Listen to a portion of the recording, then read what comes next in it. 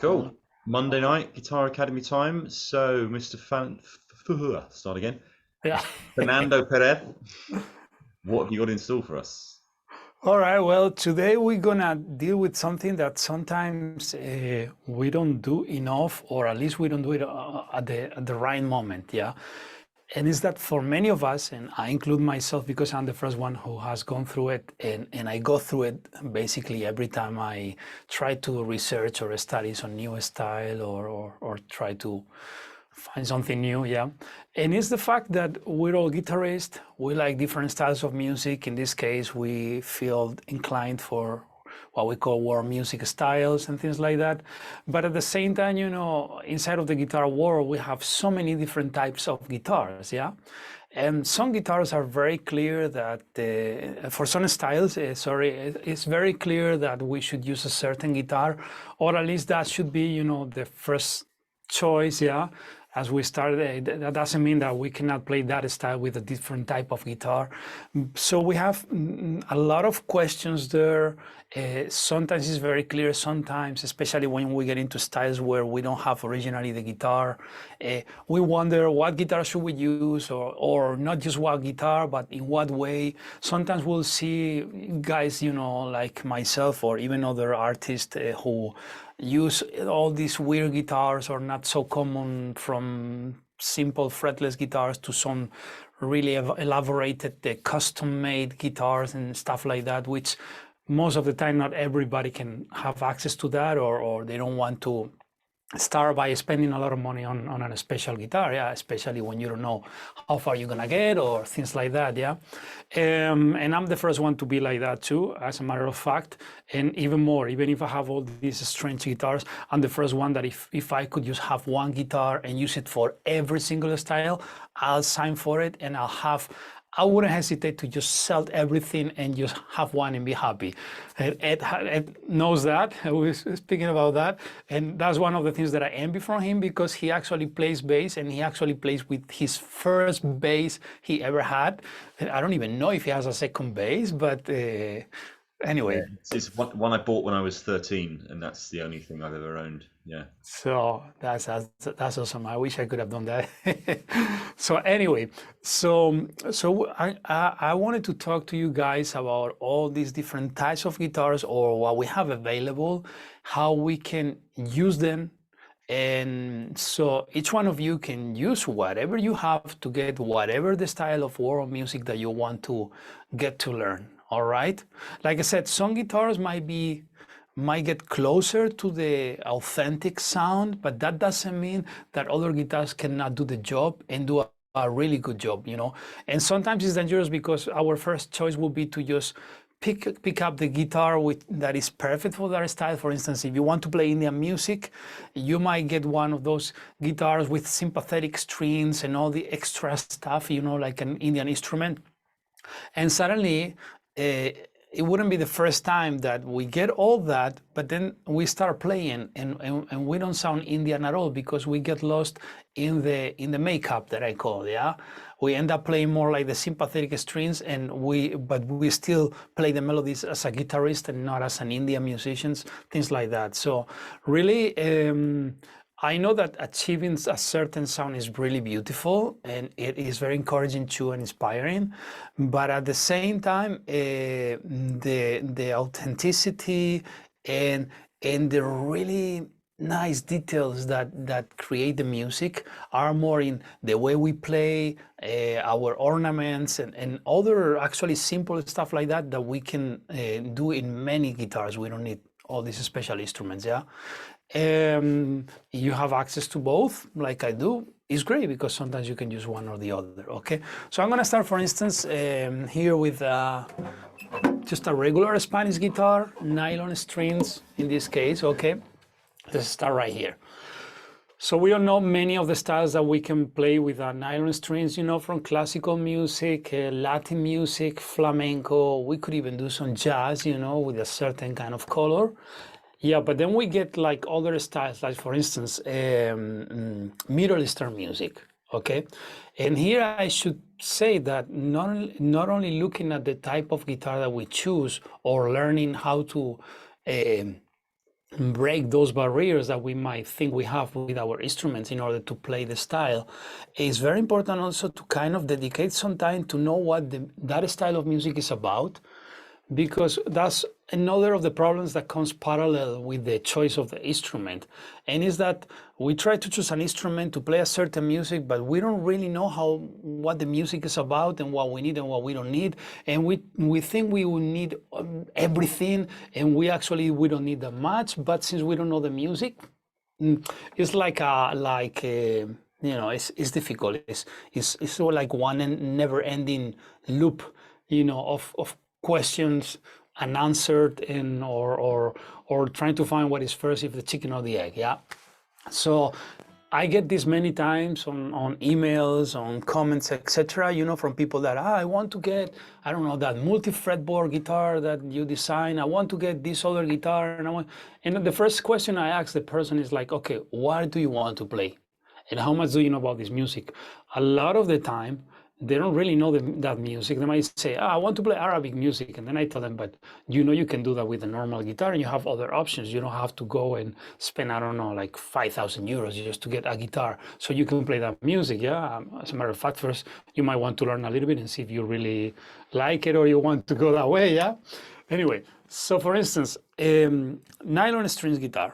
And suddenly we find one of the what I call the systems, or the music foundations, or pillars of music systems in the world.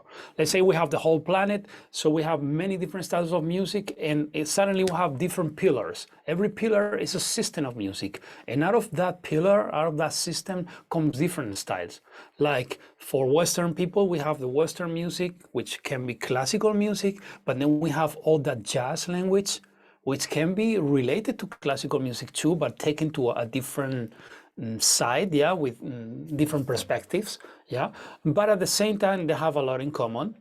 And suddenly from there, we can find jazz, we can find rock, we can find blues, we can find country, bluegrass, all kind of things, And then we find other mixtures in between, because obviously bluegrass might have some Celtic music, and Celtic music is not exactly classical tonal music. It's more like a modal style, yeah. So we have those. That would be like one of the pillars in the West. But let's say we go towards the East, and we find the closest we find is the Middle East, okay? And then we have systems or music like the Arabic, the Turkish, okay, which are based on a system called makam, okay? They both share the same system, is super, super close. Some names are different, some pronunciations actually, because of the Turkish and the Arabic.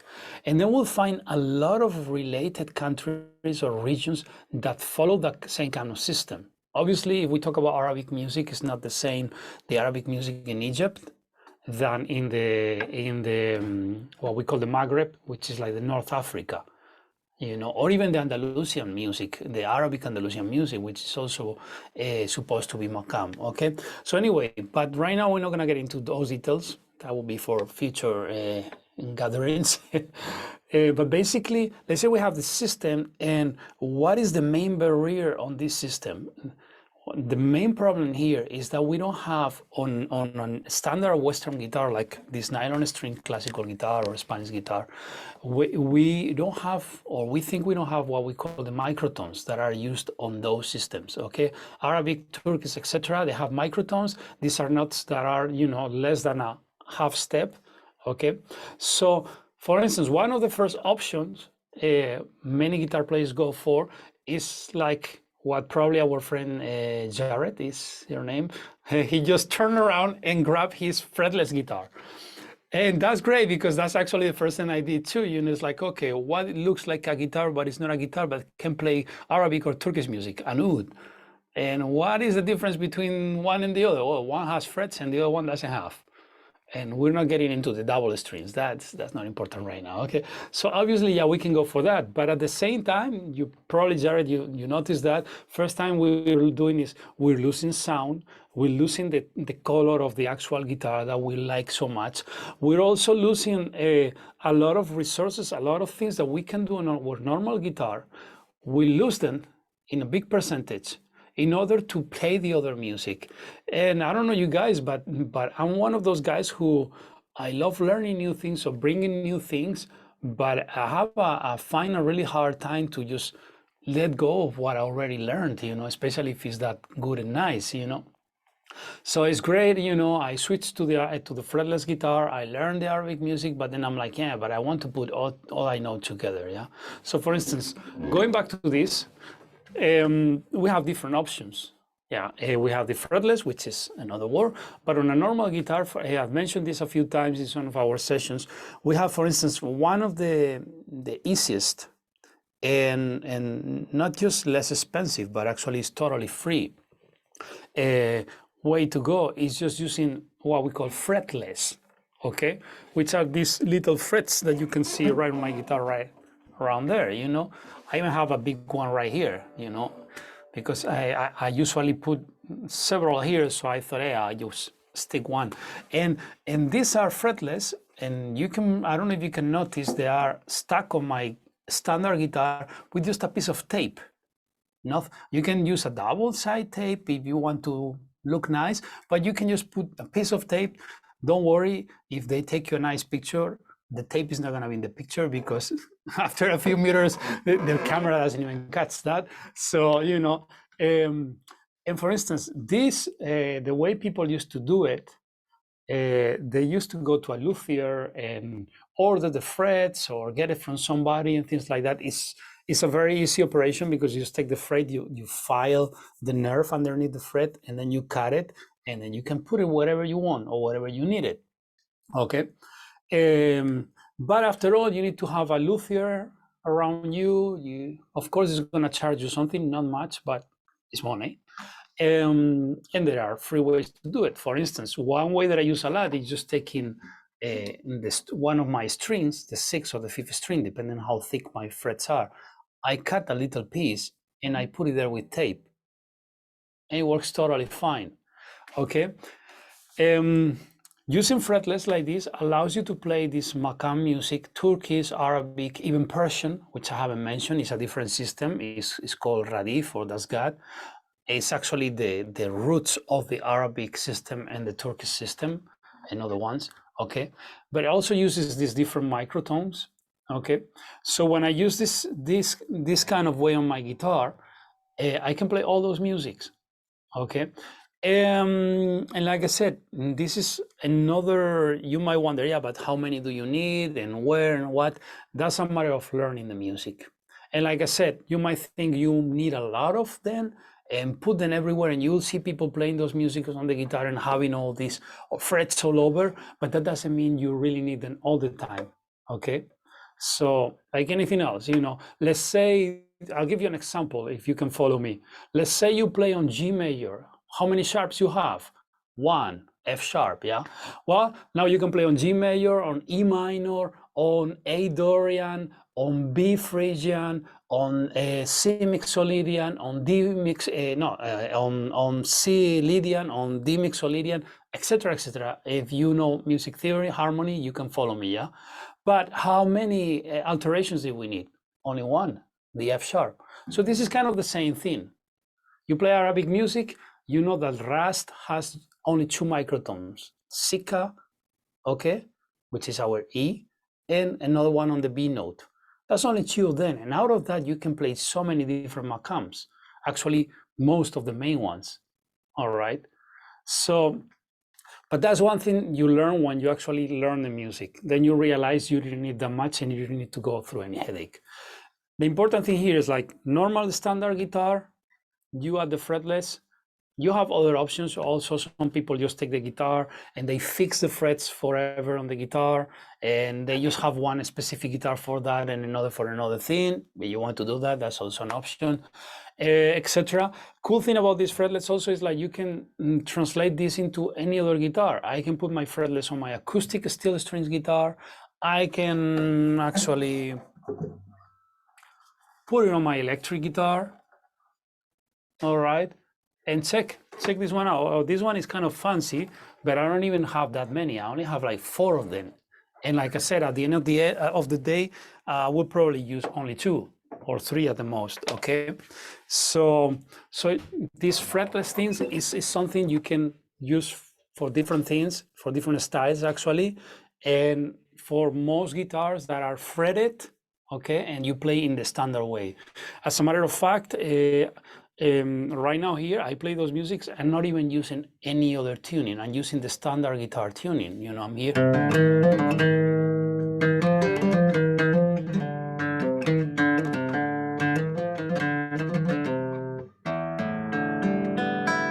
Standard tuning. All right. Of course, I know in some of my courses, some of my videos, for some songs, I recommend some alternative tunings like copying the oud tuning and things like that. It works really nice, but it starts being more specific or more, how would I say it? Can find the word right now, you know. But anyway, it gets more into playing only that style and not playing others. For instance, if you take the guitar, you tune it like an oud, or a fretless guitar, you tune it like an oud, and you start playing Arabic music, it's gonna sound great, it's gonna work fine. But if you suddenly want to throw some flamenco chords that you learn, or something like that, things are not gonna be available as easily. Okay, but that doesn't mean that you cannot do the same thing on a standard tuning, which I always recommend you. The same way I prefer to just I could use just one guitar and bring it all there. With the tunings, it's the same thing. If I could, I would just use one tuning for everything, for many reasons. And you probably know many of them because you're guitar players, you're trying these styles, and you're feeling my pain. All right. So that would be one of the things. Okay. Obviously, for instance, in Makam music also, Arabic, Turkish, etc. Another alternative, and that's one we use, for instance, on the Turkish chorus at the world music method, is just using the standard guitar and changing the tuning. We only change like 2 strings, and it's not a big change. Okay, that also works too, but that becomes also more like specific to that style. Same thing. You can achieve some chords that you usually play on the guitar, but they start getting a little bit farther away than where they usually are. Okay. But anyway, that's another options. There are many, and all this without going and buying some kind of a special guitar. So I think that's important for you guys to know. And that's something I wish I would have known when I started doing all these things, because if you saw the collection I have here, it's just because of that, not because I wanted to have so many guitars. All right. So that would be one thing. If I go, for instance, to a fretless guitar, since we mentioned it, same thing. When I play on a fretless, I use some open tunings, you know, like the oud tuning, etc. I don't use the standard tuning on fretless so much. It doesn't come so handy. But some things that you will gonna find on playing fretless, like I said, is you lose a lot of sound and dynamic range, even if you're using a really high quality guitar. I mean, this one is a pretty good one, and I have a pretty nice dynamic range, but it's never gonna be the same as a normal guitar with frets, because already the frets, the metal of the frets, helps getting more sound out of the guitar. All right. So those things, if you're just playing at home, studying or things like that, are fine. But if you want to go play out, play with other instruments, not even professionally, but just play with other musicians, you're gonna suffer, because suddenly it's like I cannot hear myself because my guitar is just so much softer, and also the tone is darker. So things like that, you can compensate that using a certain different types of strings, you know, like different brands. Some brands sound brighter than others, so that helps when you use a fretless guitar. So there are options, obviously, for any case, and to make things better. And at the end of the day, it's not about choosing one over another. It's just, you know, making a choice according to the music you're gonna play or the situation, whatever works better.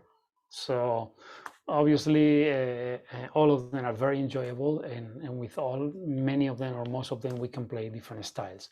All right. So that would be if I look into the nylon string guitar. Now, if I talk, for instance, about a different music system or pillar in music, I could talk about, for instance, Indian music. Okay, they have a totally different system from the Middle East Makam and even the Persian das got.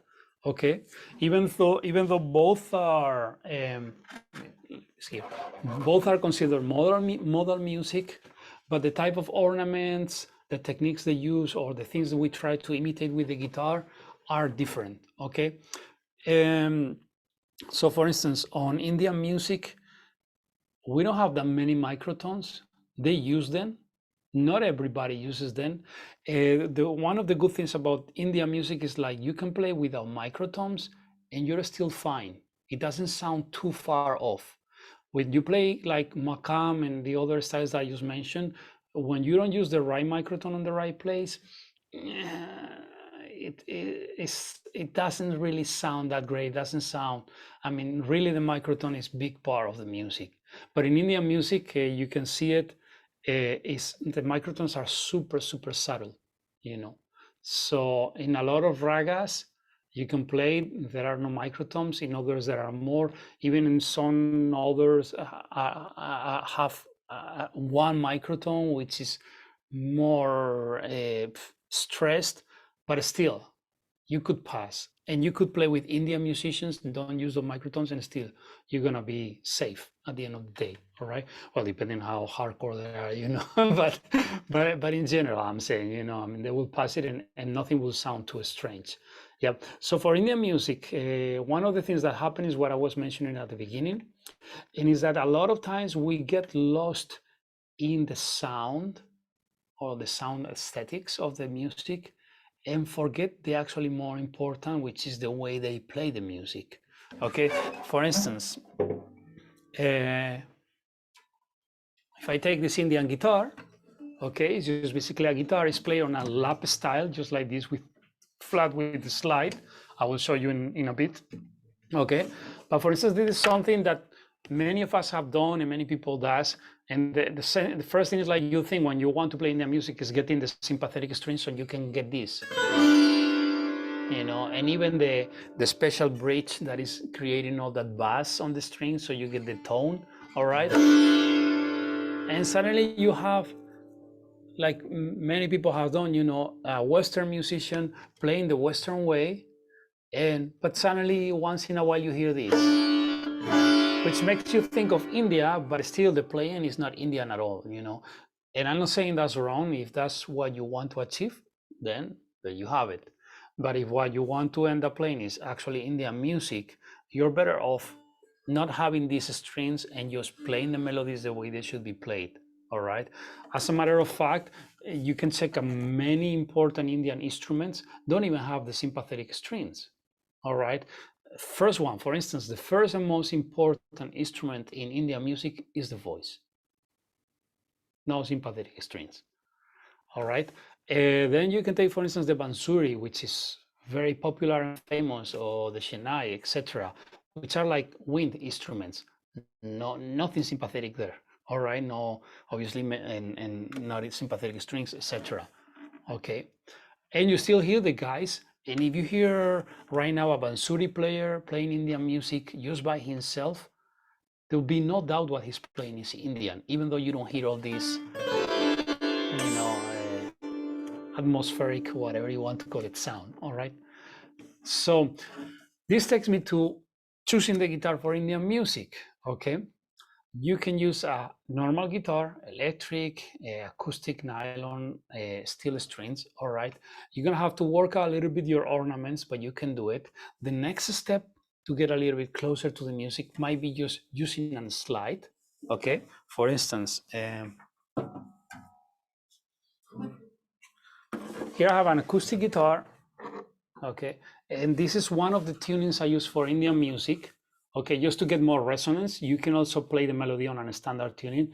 For instance, I have here C, C, G, C, G, C, C, C, G, C, G, C, C. I like this tuning because I can play with the first strings like if there was the, what we call the chikari or the drum strings. You can use this tuning also on a nylon string.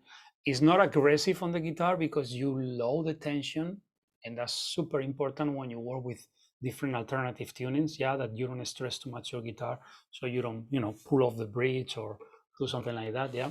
So now with this, if I add the slide, I get more that vocal quality in the sound, which is what all the Indian music instruments want to copy.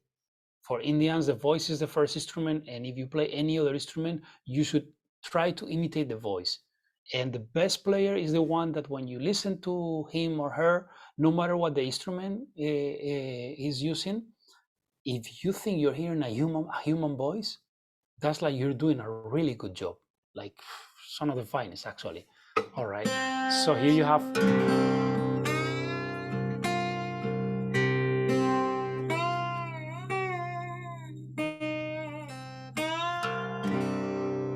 same thing. You can just use the slide to get that vocal quality, and according to your tuning, you can get more resonance out of the instrument. So in a way, you get close to having sympathetic strings, because that's basically what they're doing. Okay. What else? So that will be using the slide. Obviously, with the slide, you need to use steel strings. All right. With the nylon, you have a slide with a lot of mass on the material of the slide. You might get a sound that is decent enough to use it, but otherwise, you're gonna lose so much sound on your instrument that you might wonder if you really want to use nylon strings. Also, depending what nylon strings you use, you get certain brands that they use like silver on the strings and things like that. And suddenly those, if you use the slide with them, they actually work quite decent. Still are a little bit under the bar, but I will dare to do it actually. Okay, so that would be another thing. Obviously, like I said, you can do this with standard tuning, is fine. You can do it on an electric guitar with the slide. Without the slide, you can even use the how to call it, the whammy bar or the tremolo bar on a guitar, and get a lot of help yourself with that to get the ornaments of the Indian music. You can actually, if you listen, I think on Spotify, you can find it on my website. My last album with the World Music Power Trio I'm using electric guitar, and I'm playing an Indian raga, and I'm just using those tricks to get the sound of it. All right. So that would be another thing. From here, we could go to actually different ways of playing the guitar. We were talking about the slide, so we could go to what we call the lap steel playing. When we put the guitar flat. For that, I'll show you another guitar that is more of the style, but here's like a Weissenborn guitar, Hawaiian guitar. These are the ones that kind of originally, started doing that way of playing flat like that. Okay. The good things about these instruments, they also use a slide, so whatever I'm doing here, you could copy with the standard slide you just saw. The good thing of using the slide is also if suddenly you want to use this approach and play, let's say, Makam music from Egypt or from or Turkish, okay? With the slide, you can reach all the microtones.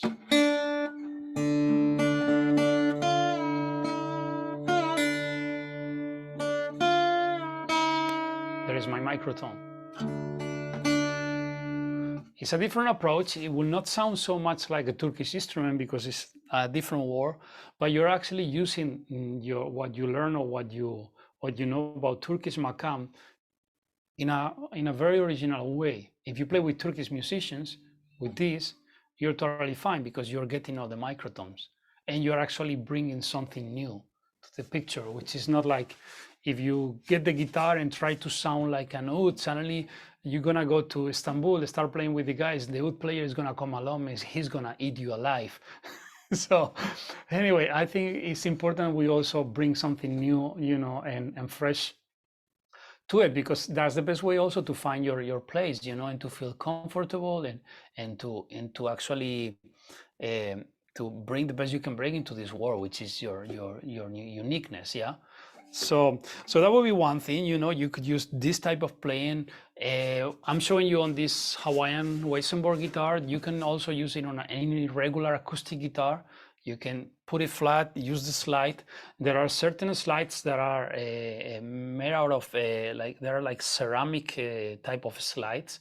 They are very light, and it works well because when you put a normal acoustic steel strings guitar flat and you try to play with the slide, the strings are so close that you're gonna hit all the frets and make noise. But if your slide is lighter, it's more easy to control. Okay, so that's another idea if you want to follow that path. Obviously, you can take the acoustic and put it in the normal way and play with a bottleneck type of a slide. You're fine like that. Or you can, if you don't have one of these guitars, but you want to go that way and you want to use the acoustic, something that many people get is what they call a nut raiser. It's this little thing that you can get for, I don't know, like €5. And you put it right here and you just raise the strings a little bit higher. You can take it, put it on and off, it doesn't damage your guitar. So if you want to go back to play normal acoustic guitar, you can do that, all right? So like I said, there with this type of slide playing, you can play like the Indian music, just like I did on the Indian guitar, which actually comes from this guitar, but with the sympathetic strings added. You can do the Makam music. You could do even Chinese and Japanese music. And as a matter of fact, I didn't mention it, but on a normal standard guitar like the nylon string, you can also use those little fretlets to put certain notes that you're gonna find on Japanese and Chinese music, because they also have a few notes, one at a time, or maybe two at the most, that are like that, like they sound out of tune, but they do it on purpose, and these are microtones that belongs to the style. All right, so on a normal guitar, I mentioned the Arabic, the Turkish, the Persian, the Indian. I didn't mention anything about the Far East, like China, Japan, and all related, because everything just started from China and went through all that area. So you can use those fretless on the normal guitars. You can do it with the slide guitar, because here you don't need fretless or anything. Your slide already is gonna just move, or you're gonna learn how to move to that microtone, whatever it is in whatever the music you're playing. All right. Another thing I didn't mention, because there are a lot of styles, I was saying about all these pillars or systems of music that we find in the world, and from there they come different styles. Yeah. So I mentioned the European with the classical music, the jazz, and all related, even to modern rock, etc. Then we have the Middle Eastern with the Makam, Turkish, Arabic. Then we go to the Persian with the Dasgat. We have the Kurdish music that is also called Magam, which is based also on, it's like a mixture, more than Arabic Makam, it gets closer to the Persian and Dasgat and Radif. Okay, it's actually comes more from there, but you will hear the word Magam like if it was a Makam. Okay, but in reality, like I said, a lot of the Makam way of playing, etc., it just came, the roots come all the way to the Persian music. Okay, although has been a lot of things developing along the way, but the idea comes from there, actually, the foundation. So then if we go to India, we have the raga system that you can study on the Indian courses that we have at the world music method. But what you're gonna find learning that system is that there are other styles that are based on that raga system. Okay, for instance, one of the greatest surprises I got after I not finished, because this never ends, but after I got a nice level of raga, Indian raga music playing, then suddenly I went and I found these musicians who were from Afghanistan. And I started listening to the music, and I thought it was great. Obviously, I wanted to learn it. And when I went to my first teacher, Daoud Khan, he actually started explaining me that a lot of the Afghan masters, they used to go and live in India and study with Indian masters to play their music. And I said, wow, that's awesome, because I was just right there, So here's one very interesting thing, because you will think that Afghan music gets closer to Persian music because of geographical reasons, but no, it actually is closer to the Indian music.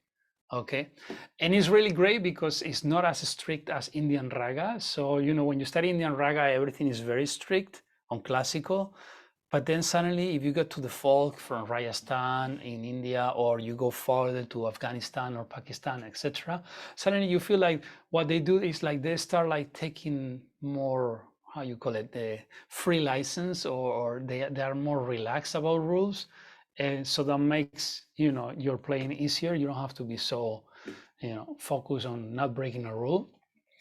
So that's another great surprise there, that learning the raga music, in no time you'll be playing a lot of the Afghan music. They have the same things, like the ragas are the same. They have the tanes that you can see on the Indian chords. There are all these phrases and improvisations that we do. They call it palta. It's just different names for the same things, the tihai, etc. All right. Like I said, that's mainly the ways we find on playing guitar, either the standard way, nylon or steel strings. It can be acoustic instruments, it can be electric. Okay. Then we have the slide approach, which can be, just regular bottleneck, your finger. Okay. Or you can play lapped, and then you can find all the different variations, like on lap steel playing, you can have this Hawaiian Weissenborn, you have like the national guitars, like the Resophonic guitars, you'll get the country dobros, which are super interesting. You take a dobro, it has a beautiful tone, and suddenly you start playing a totally different music that is not expecting on the instrument, and you get something really nice.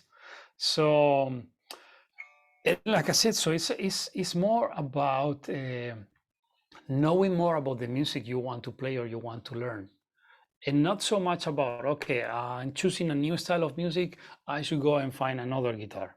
That's great too, and I'm not saying that I'm the first one who also enjoy it, because that's something that we all guitar players have in common, yeah.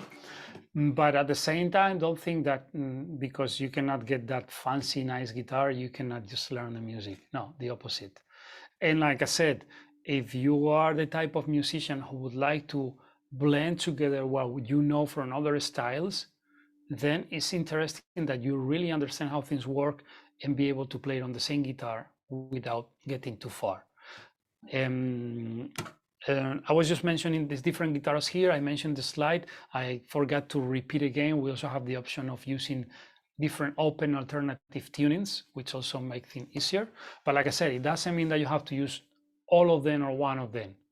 You gotta see what you usually play, and from there take the smallest step you can. Remember that the more simple you keep things, the farther you're gonna get. All right. So let's see, we covered a lot of things here, and I think it's important because when you check all these music styles, and especially referring to the world music method courses that you find there, you're gonna find a lot of courses filmed on specific instruments. And I mentioned here guitars, but I could also talk about other instruments. I'm the first one who learned Arabic music from an oud player or from a qanun player, which has nothing to do with the guitar, or I learned Indian music from a vocalist or a bansuri player, or Afghan music from another type of instrument. That happens a lot in world music styles. You're gonna go there and you're gonna find that the actual masters don't play anything closer to a guitar. But that's another thing. When we know how we can adjust our way of playing and save all those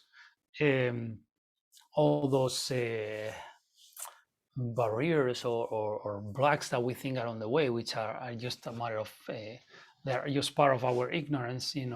They were just gonna crumple down really quickly when we know how things work. So in that way, it will not stop you from learning and from getting even farther.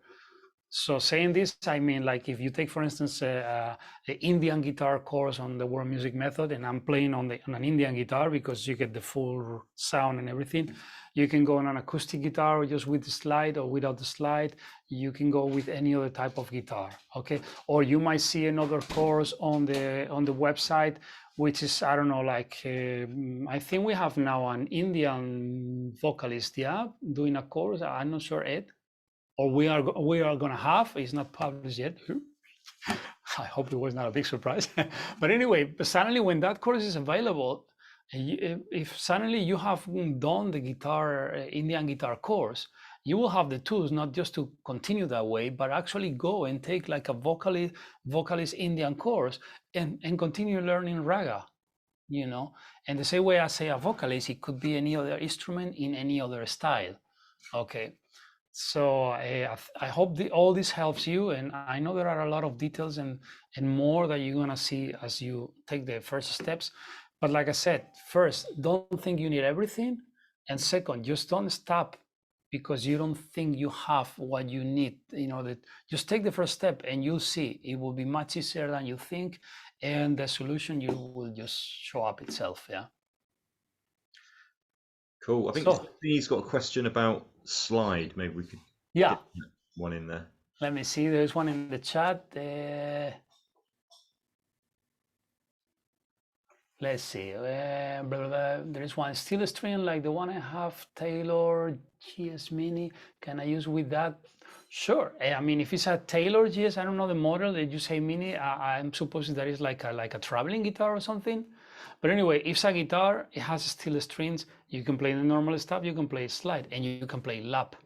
Actually, the original Hawaiian lap steel players started with what they call the parlor guitars, which were like little small acoustic guitars, you know, and they will just put the nut racer that I mentioned and use like a pocket knife or stuff like that. They will find, you know, a slider on the strings. They didn't have finger picks or fancy factory made slides, you know. So that would be one thing. And there is also Stephanie lap guitar playing. Is it playing mostly with the slide? So, okay, so just a really quick explanation on lap style. It just comes, like I said, it's just a guitar. The Hawaiians were the first ones to do it. They got a normal acoustic guitar. They didn't know how to play it. First thing they did is tune it differently because the standard tuning it sounded like piece of to them. So they start just doing the kihoalo, what they call in Hawaiian, which means slackening the keys until they get a nice sound, which happens to be like an open chord. And they start playing that way, the kihoalo, the slacky way. And then suddenly, one guy had the idea of just putting the guitar flat, and by accident, he just took a spike from the railroad and just slid it by accident on the guitar. All right, and that's how he got the idea of playing, you know, and that's why they call it the kikakila or a steel guitar. Okay, so lap playing is putting the guitar on your lap, flat like that, and taking an object or something that you can slide. You know, they, like I said, they use pocket knives or things like that. I even have a teacher when I was a kid, and he used to use a glass, you know, like a big glass, and would put it there, you know. And I even remember an old Coca-Cola commercial back, I don't know, in the 90s or 80s. And there was this guy playing, you know, a slide using the Coca-Cola bottle, you know, it was a commercial anyway. But I mean, but you can actually buy factory-made slides, you know, different ones. And basically you slide the thing on with the left hand, and with the right hand, it's just like any finger picking a guitar, you know, it's just the same way you're finger picking here, you just put it flat and keep doing it. The right hand doesn't have anything different. All right, and you can use finger picks or bare fingers. And I have even seen people playing lap style using a pick on the right hand. So all possibilities are there, yeah. And I see there is one more post here on the chat.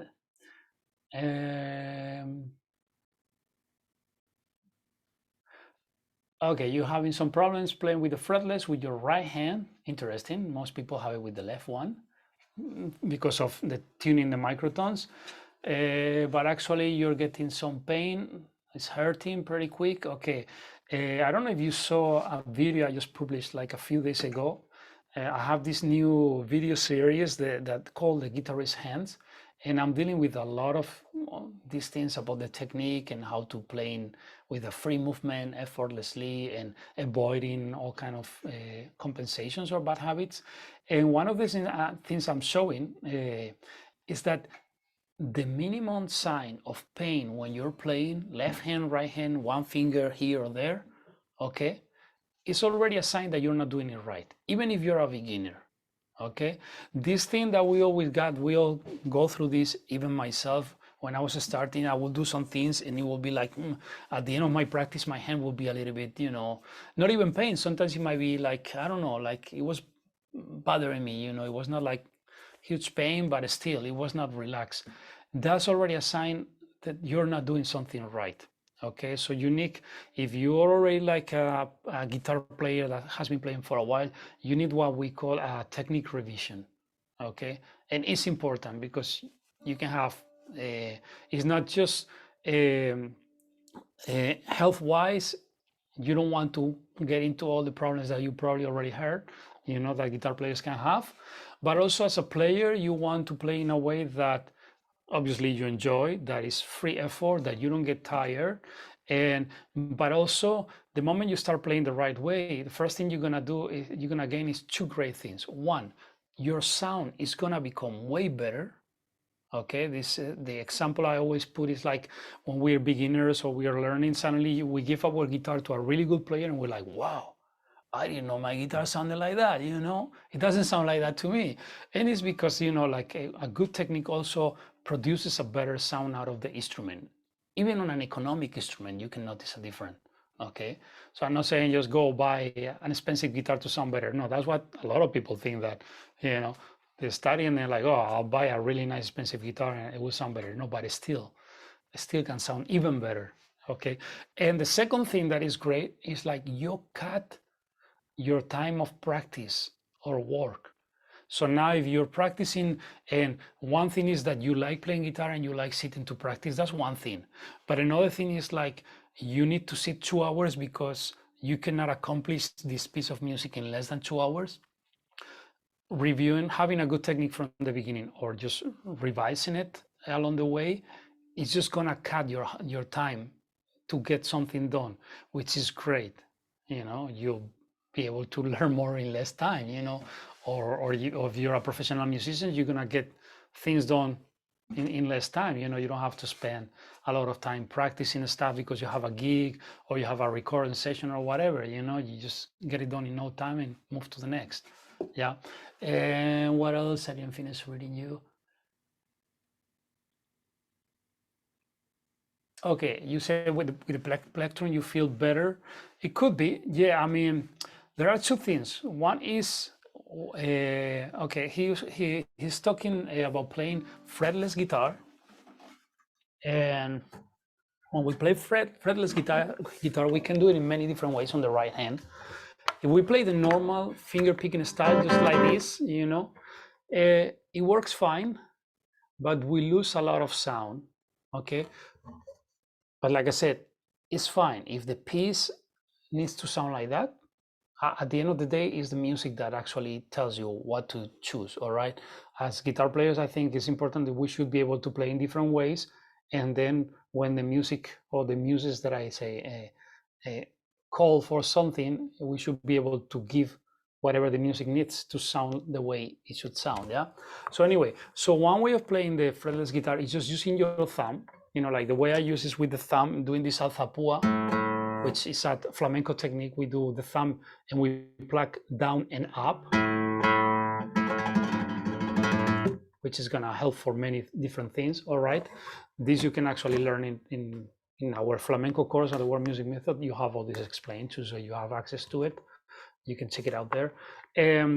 One thing that I like playing like that is because I get the beautiful thing of using fingers, like you can get a lot of different colors out of your instrument because you can use the skin, you can use the nail, or you can use both together and even see to what extent you use more one than the other. And like that, you change your color. It's like that's your pedal board, So that's one thing. When I was studying Arabic music, I tried with a pick, the one that the oud players use, all right? The Richard, yeah, and there are different ones. It's just basically kind of like a normal pick, and you have different materials, plastic or other materials. I didn't like it at the beginning. I thought it sounded, I don't know, like the sound of the plastic, it was bugging me. Maybe on an electric guitar it's much better, but on an acoustic instrument, But for instance, one thing that I really enjoyed is like when I studied with the Afghan music teacher, they had this instrument with nylon strings, and they played with wooden picks. So it has been already a few years that I had that since I studied Arabic music, or I was living actually in Egypt studying it, and suddenly I revisited my Arabic music and went took my fretless guitar, and I tried to do it with a wooden pick, and I liked it. And that way you might try it, you know, because you might feel more comfortable if you're used to a normal guitar pick, yeah. And the sound is really beautiful, and you also can choose different types of wood, which also change your sound. All right, so if you want to go for picks, you might want to try that. I still, at the end of the day, I end up playing with my thumb, okay, because I like those colors. Also with the wooden pick, I get a nice tone, but I don't have the same range of colors as I get with my thumb. And going back to why is it hurting when you play with your thumb and it's not hurting when you're playing with the pick? Like I said, because probably your technique with the thumb is not so polished. So you're getting more pain and your muscles are getting more tired, and you know, you're really building a lot of tension when you play. So I would recommend you that technique revision. And the other thing, like with the pick, you might have, for whatever reason, the way you learned when you play with the pick on a guitar, etc., you are probably doing it better in that sense. So you might not find that, you know. Also, you have to check at what level you're playing fretless with the pick. If you're jumping around a lot, or you're like connecting strings a lot, you know, depending on also on your level of playing, you might notice or not if your technique is efficient enough, you know, because the pain that you're getting from your thumb, it might be triggered at this level when you use your thumb, but maybe when you use your pick, that pain is triggered at this level. So maybe you're not getting here there, and because like I said, a good technique is a good technique, and that's actually one of the keys of being able to play many different styles or even different types of guitars, because as different as they are, our hands are always the same, and the way they work is always the same. So if we really have them in the right way, they're just gonna work fine, you know, with any instrument, you know. So that will be, I guess, my answer to what you're saying. And any thoughts on right hand position? And there are many of them, like I said, but this will be like a whole subject. So we'll have to find a way to get you a technique revision to you and to anybody else, you know. And actually, don't feel discouraged, because a lot of players, even professional ones, at one time or even more than one time in their career, they need a technique revision. There are a lot of great maestros of guitar who actually die having a lot of problems because of their technique. Because the guitar, unfortunately, is like that. It allows for you to continue playing with bad habits, but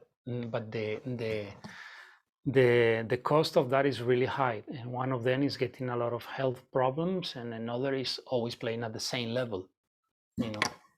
So more questions here. All right. Yeah, sorry, Stephanie. Fernando, I'll Yes. answer that one in the chat. I was just wondering, could you give us like a kind of an Arabic lick we could learn on standard tuning? Sure. Okay, let me get this. You want to try something? We go to a standard tuning. Okay, so we wanna work on Hijaz. Okay, and Hijaz, we're gonna have it on the fourth string. Is the most common Arabic sound that everybody knows. D, E flat, F sharp, G, A. Okay, but now suddenly you think you're in G major and you go, and you're just doing F sharp, G, and then you throw the G on the bass.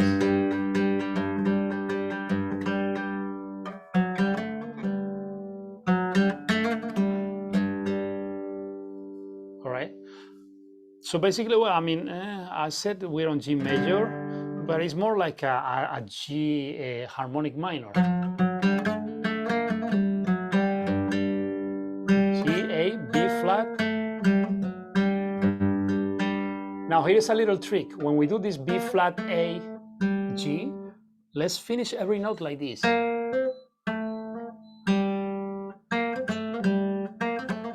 And those notes have to be very, very short and at the very, very end, okay, before we throw the next one.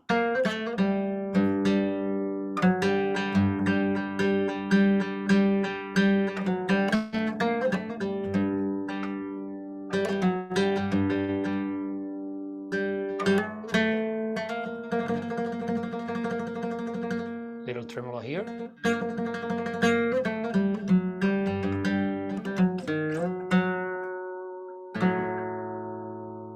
Okay, and now we went up. So it's G, F sharp, E flat, F sharp, and I throw the A string open. Or you want to make it even fancier, you put on the 5th fret, you catch the 6th string and the 5th string.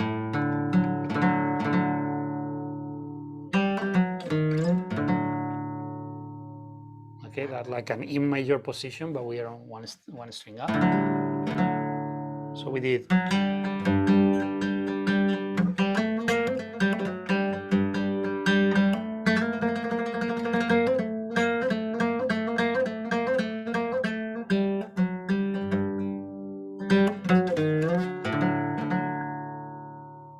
Okay, and we landed here.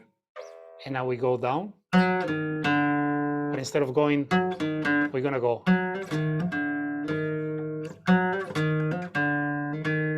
With that note.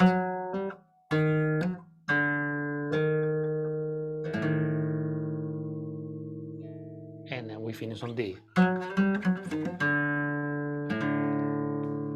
So you see I have Hijaz here on D.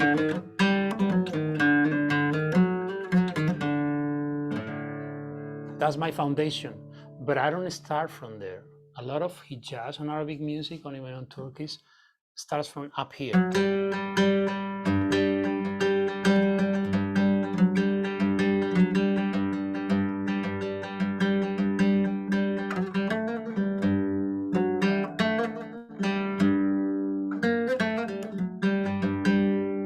And then we come down.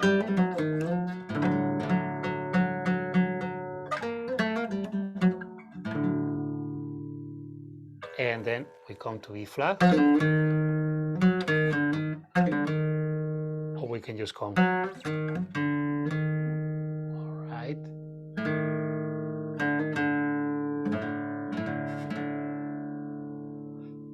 And this is our foundation. Okay. These are called achnas or genes on Arabic music. Okay. And here we have 2 achnas. The main one, which is Hijaz.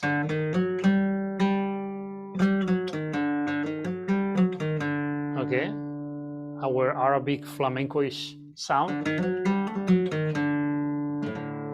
Okay, and the second one will be our harmonic minor kind of, which is on G.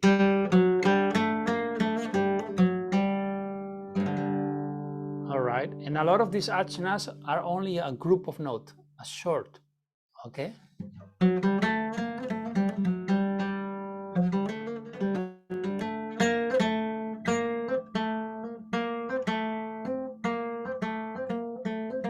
These are really great phrase you can do a lot on Arabic music. You have 2 notes like this. So you're gonna land this one here and this other one on the same.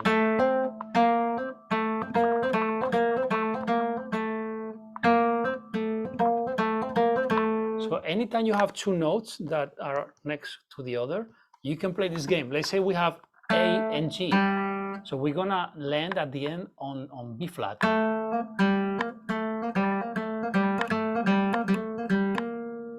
So.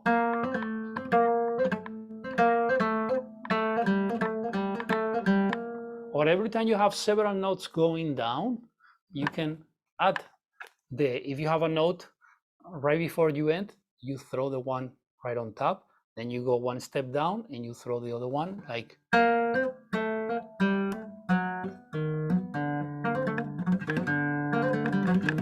You practice this slow, like you take the whole scale And the better you get at it, the more you can throw it when it's fast.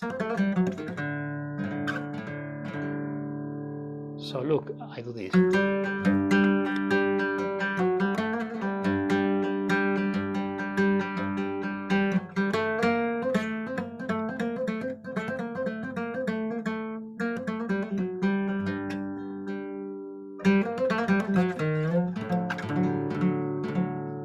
And I can take this here.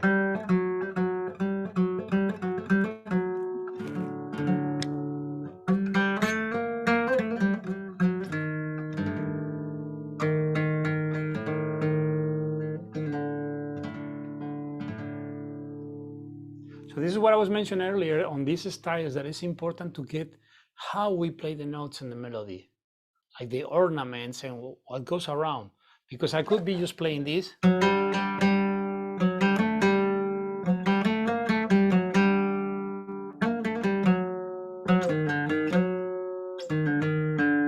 it doesn't sound as cool. It sounds like a Western guitar player trying to play Arabic music. That's why most of the time we all have done that, and I'm the first who did it many years ago. When I wanted to play guitar and suddenly I wanted to sound Arabic, I was doing, wow, I'm gonna make an Arabic song.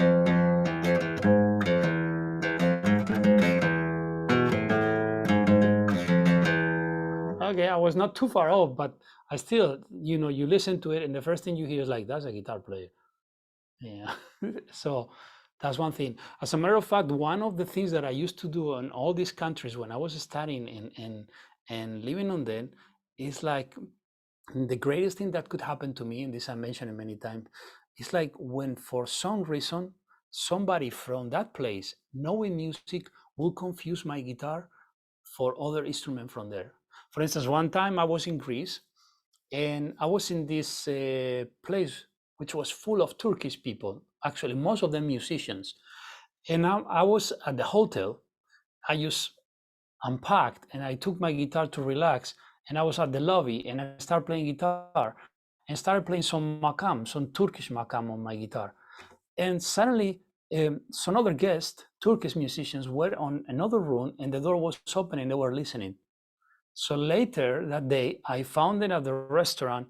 They were like, you're the guy that was playing the Turkish oud. That sounded so nice, And I was like, yeah, well, actually it was a guitar. Oh, really? We thought it was a Turkish oud, And so that tells me I'm doing something right.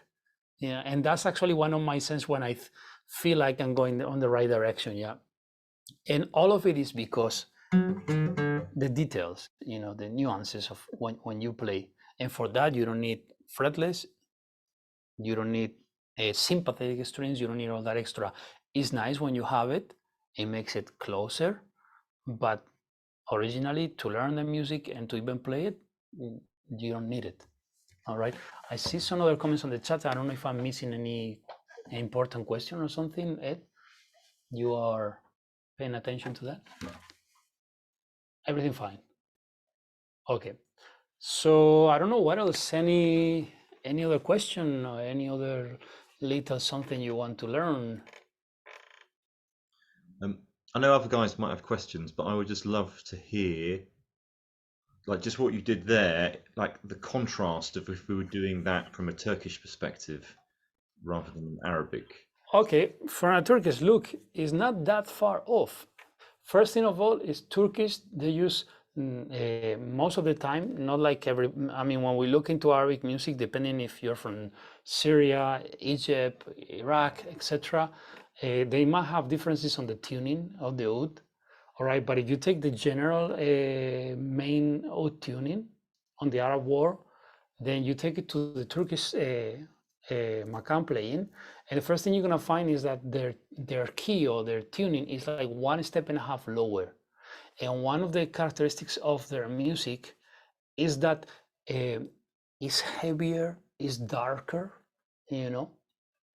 Actually, Turkish musicians, when they hear makam and it sounds, when they hear Arabic makam, for them it sounds like it's too, I don't know, too cheerful, yeah, or too rumba style, And when they hear a song even a Turkish song that is too cheerful like that, the way they classify it is they say it's like very Arabic sounding or Arabesque, you know.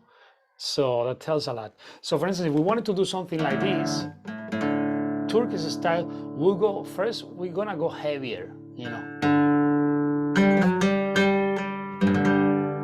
And second thing, we don't stay on the note like this. This is very Arabic. Turkish are more like if you have to stay on a note, you have to do something.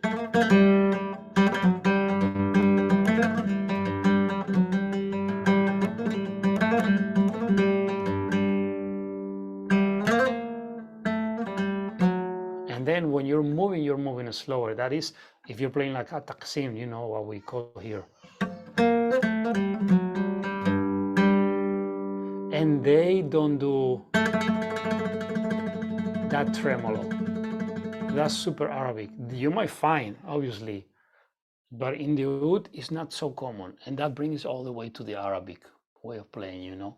So like I said, this tremolo is something that in all plucked string instruments we use like in order to hold the note, you know, because we are not like a violin where we just bow and the sound stays.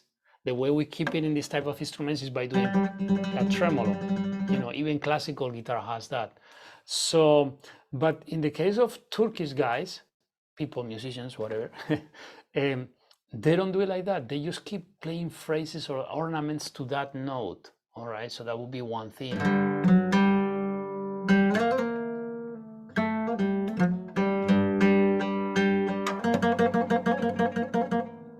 Even if you stay on one note, they might do something like this.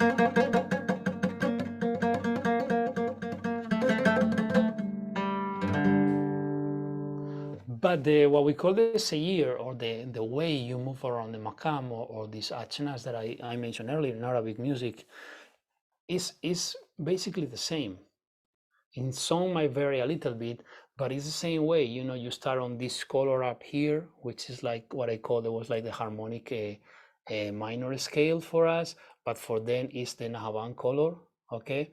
Or then they go to the Hijaz color, they might move to Ushak or other colors, yeah?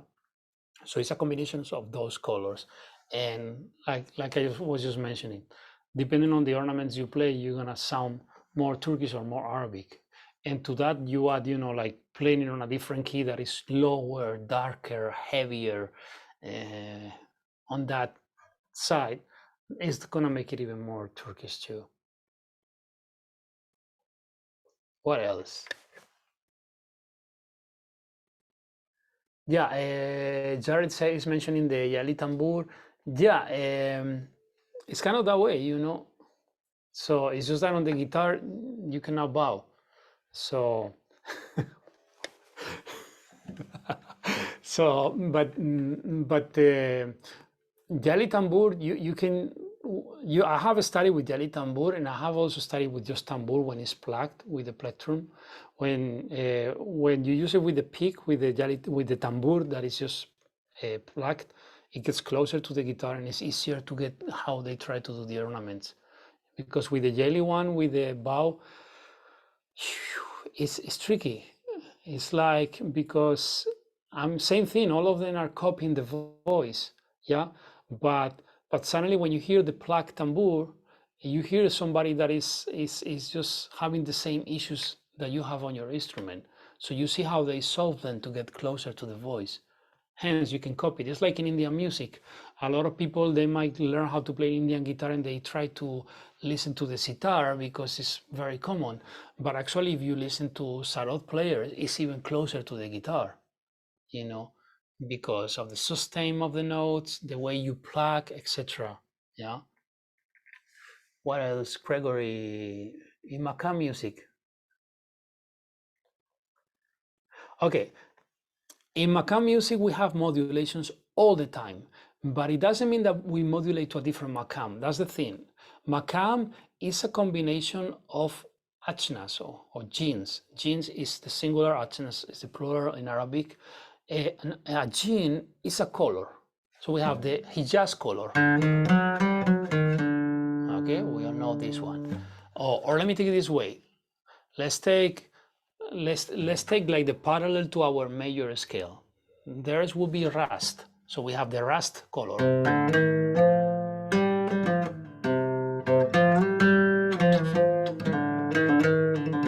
It will be like the first 5 notes of our major scale, but the third note is microtonal, is a little bit lower. That will be a jeans, a color, okay?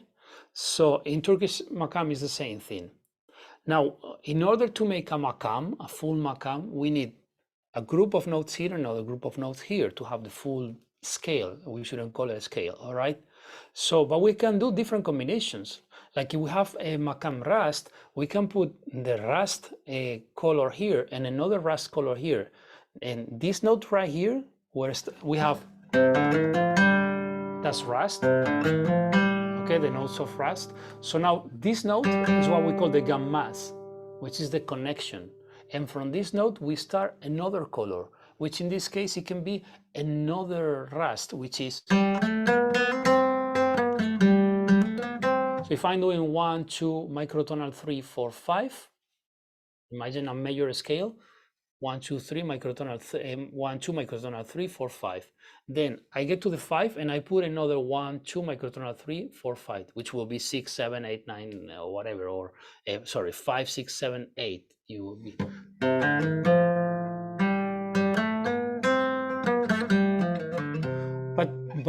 But that's one makam. That's one way of playing makam rust. But suddenly I can have the first jeans on rust, and I can take the second and make a different jeans, like Hijaz. We just did Hijaz, all right? We did it from D. Let's do it from G. Okay, that's your Hijaz again. So now we do rust from here.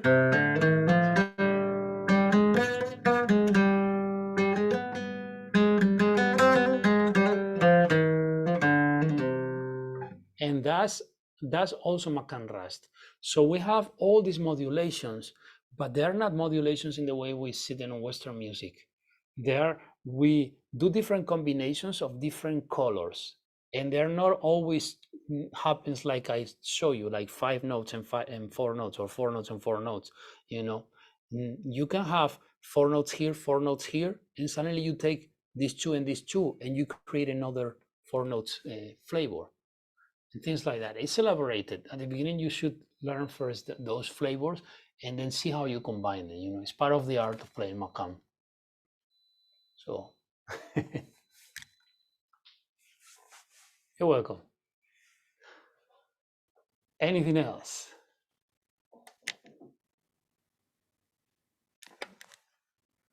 I don't know if I'm missing any other question there on the chat. No more questions? Now is the time.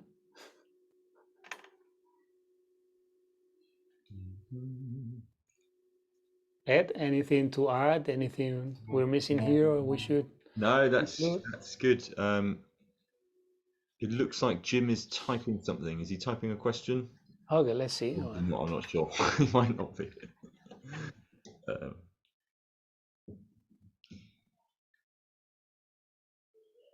Yeah, that's cool. It's interesting to know those, subtle Turkish attributes compared to Arabic stuff that we might not even recognize a difference. We might just think it's all Arabic if we haven't. Yeah, well, you got to count also the Turkish people, culturally speaking, they try to get rid of their Arab influences, because of their history, yeah.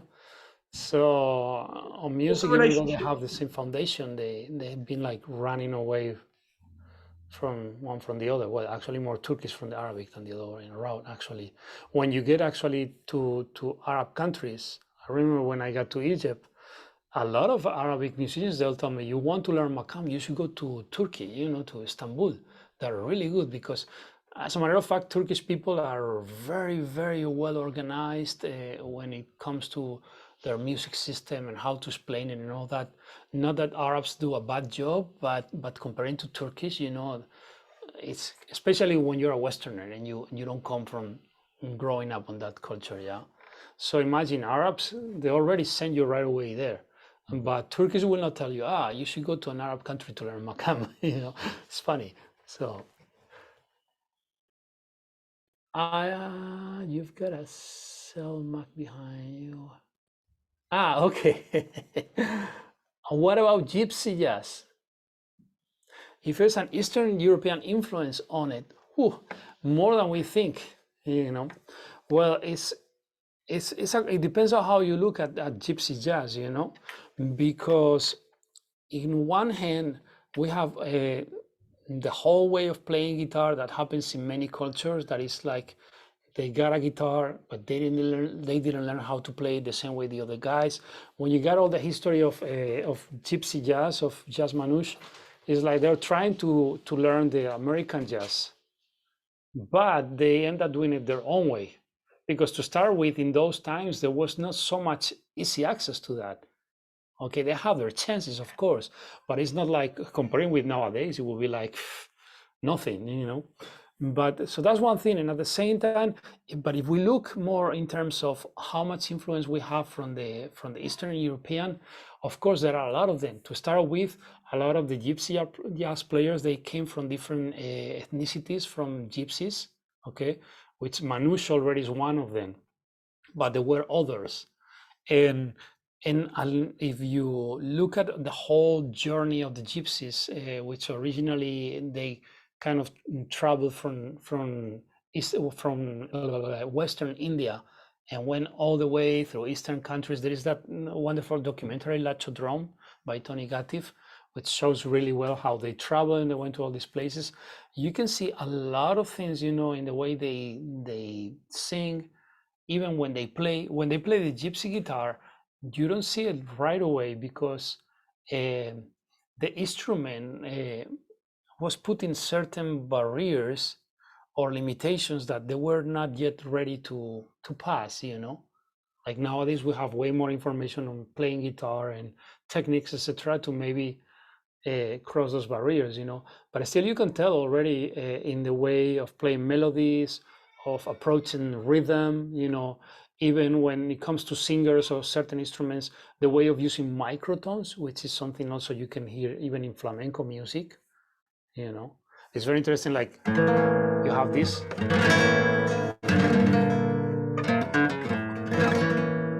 so a Western musician would do like so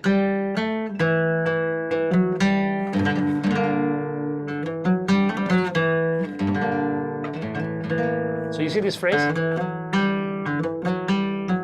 that's the way a flamenco guitar will do it. But if you hear a flamenco singer will do this, it will be a little bit off. And that actually comes a lot from the Arabic accents that we saw. So you gotta count that in Eastern Europe, you have a lot of influences, Bulgaria, Romania, etc. You have a lot of influences because Turkish people were trying to invade all those areas, and they had all the makam system going on.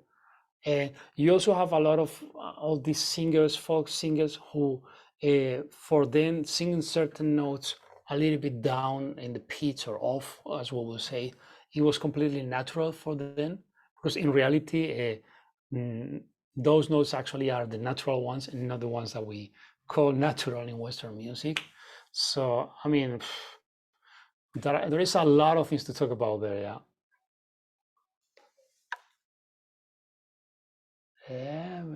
Breaking the rigid trap of the pentagram. Oh yeah.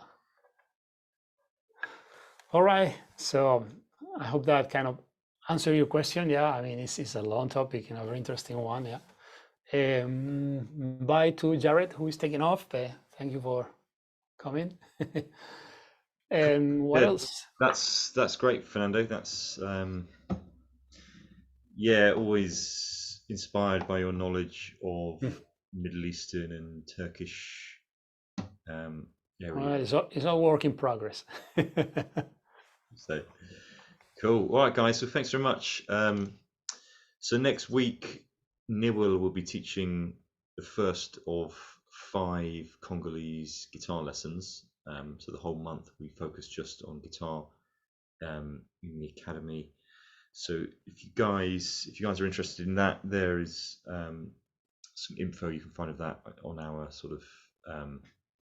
If you go to the courses page of the site, you'll kind of see what he's teaching and what the syllabus is.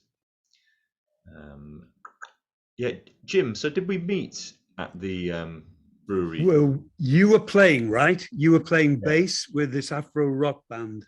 Yeah. Yeah, Was the the Talking Heads band. Yeah. right? Okay, we were there, and my wife and I, we were there. We were dancing. We were having a good time. And after the gig, we were just nattering gently with the guitarist, the African guy, and you were talking, and then we got locked down. Yeah. And it just, but I was amazed because Justin did a great show, really, really great show there. And, you know, I after the show, we talked about, he was talking about, you know, the gin and the duende and all this, you know, these things. It was great. And I thought, I got to go to this guy's website. And then I saw that he had this course with world music. And so I signed up for, you know, bought this. And then I was looking at all these courses. So I love that one. I love that one. I love that one. I love that one. You know, and then 20 quid for a month, man. I mean, that's a glass of wine a week. You know. Yeah. Ridiculous. Ridiculous. You luckily got on a week where we had a sale. Yeah. All right. But certainly, if there hadn't been a sale, it would have been a glass and a half of wine. So, yeah. Or a glass of superior wine. Just wine, yeah. I mean, that's nothing. I mean, what a fantastic thing, you know. All of you, you know. Fernando.